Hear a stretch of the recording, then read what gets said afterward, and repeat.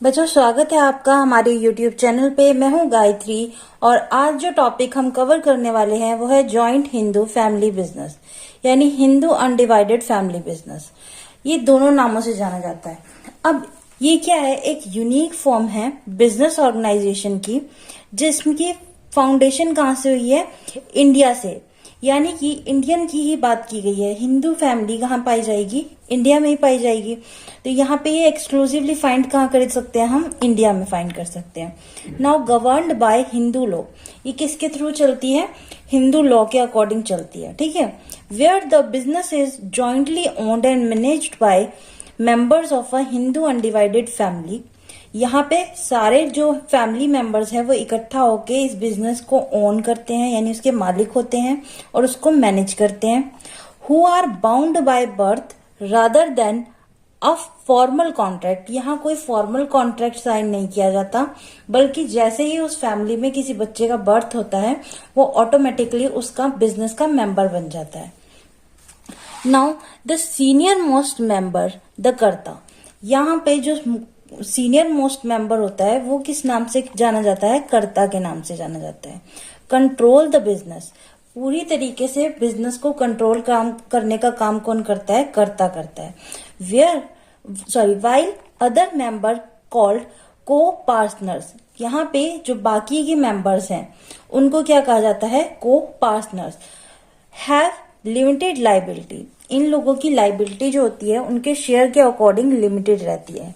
And an equal ownership share in ancestral property, जो पूर्वजों की प्रॉपर्टी है उनमें उनका सबका बराबर का हिस्सा रहता है। पर यहाँ पे क्या हो जाता है? कर्ता पूरी तरीके से कंट्रोल कर रहा है, इसलिए सारी लाइबिलिटी भी मोस्टली किसके सर पे रहती है? कर्ता के ऊपर रहती है। हालांकि ये सब भी डिवाइडेड होती है, इनमें भी को पार्टनर्स में भी डिवाइड होती है, पर जो मेन लाइबिलिटी रहती है वो कर्ता के ऊपर ही रहती है। अब इसके की कैरेक्टरिस्टिक्स देख लेते हैं। सबसे पहले है formation by birth. Membership is automatic by birth into a family that owns ancestral property. जिस भी फैमिली के पास पूर्वजों की प्रॉपर्टी होती है वहां पे अगर वो बिजनेस चला रहे हैं तो क्या हो जाता है? बाय बर्थ से वो मेंबरशिप बच्चे की उसमें आ जाती है, ठीक है। रिक्वायरिंग नो फॉर्मल अग्रीमेंट, कोई फॉर्मल अग्रीमेंट नहीं चाहिए होता, और इसीलिए क्या होता है? माइनर भी मेंबर बन सकता है बिजनेस का, ठीक है। नेक्स्ट है हमारे पास governed by Hindu law. The business operates under the principle of Hindu law, particularly the Hindu Succession Act 1956। तो ये गवर्न किसके थ्रू किया जाता है? हिंदू लॉ के अंडर किया जाता है। नेक्स्ट है हमारे पास कर्ता। कर्ता कौन है? Head of the family, usually the eldest male member. जो मेल मेंबर है ना, जो सबसे बड़ा मेल मेंबर होगा वही क्या होता है? कर्ता होता है। होल्डिंग सेंट्रल कंट्रोल, सारी चीजों का कंट्रोल उसके पास रहता है। डिसीजन मेकिंग अथॉरिटी उसके पास रहती है। यहाँ पे वो सबकी जो को पार्टनर्स हैं उनकी सलाह ले सकता है, बट जो एंड डिसीजन है, जो उनकी मर्जी है, वो ही क्या करते हैं? डिसीजन पे एक स्टैंप लगाते हैं एक तरीके से। नेक्स्ट है हमारे पास co partners. Other family members are co partners and share equal ownership right in the family property but have limited liability। सबके पास उतना ही शेयर होता है, इक्वल शेयर होता है, बट यहाँ पे क्या होता है? लाइबिलिटी क्या रहती है? लिमिटेड रहती है। कर्ता की जो लाइबिलिटीज है वो लिमिटेड नहीं होती, क्योंकि वो ओवरऑल सब चीजों का मालिक है कहीं ना कहीं, इसलिए। नेक्स्ट है हमारे पास ancestral property. The business is based on inherited ancestral property, जो पहले से चली आ रही पूर्वजों की प्रॉपर्टी है उनकी, उसके बेस पे ही बिजनेस फॉर्म किया जाता है। Which forms the basis of membership and ownership.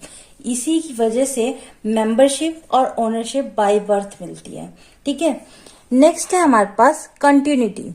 The business continue uninterrupted even with the death or insolvency of member, with the role of कर्ता passing to the next senior member। यहाँ पे ये जो business है ये कभी रुकता नहीं है। प्लस अगर कर्ता की डेथ हो गई है, उस केस में नेक्स्ट जो मोस्ट सीनियर मेंबर होगा उसके पास क्या चली जाती हैं, वो अथॉरिटीज चली जाती हैं, वो कर्ता बन जाता है। ठीक है, जैसे राजा बन जाता है एक तरीके से, वैसे ही यहाँ पे कर्ता बन जाता है। नेक्स्ट है हमारे पास unlimited liability of karta. The karta's liability for business डेब्ट इज अनलिमिटेड। उसकी जो लाइबिलिटी है वो अनलिमिटेड है, potentially extending to his personal property.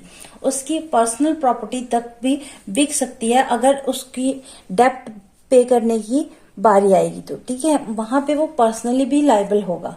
जो फैमिली का बिजनेस है वो ठीक है, पर लेकिन अगर उसके अलावा भी उसके पास प्रॉपर्टी है तो उसको वो भी लगानी पड़ेगी।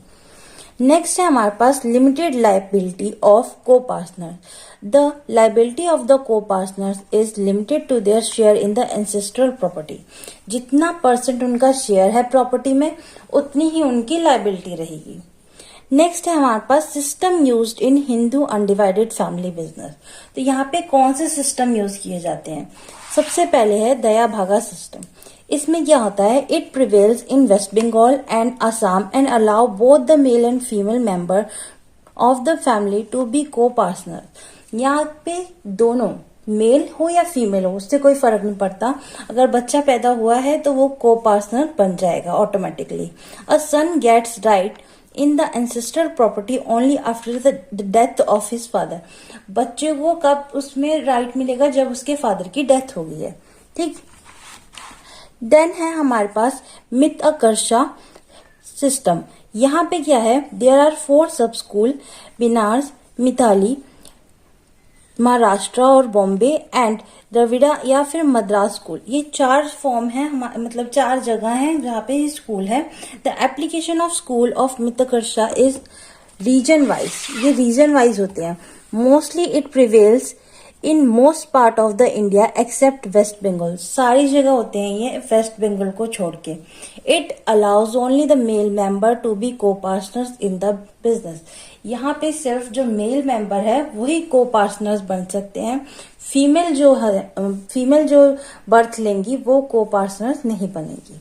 But the Hindu succession amendment act 2005 gave Hindu women the right to be co-partners in the business or joint legal heirs in the same way a male heir does।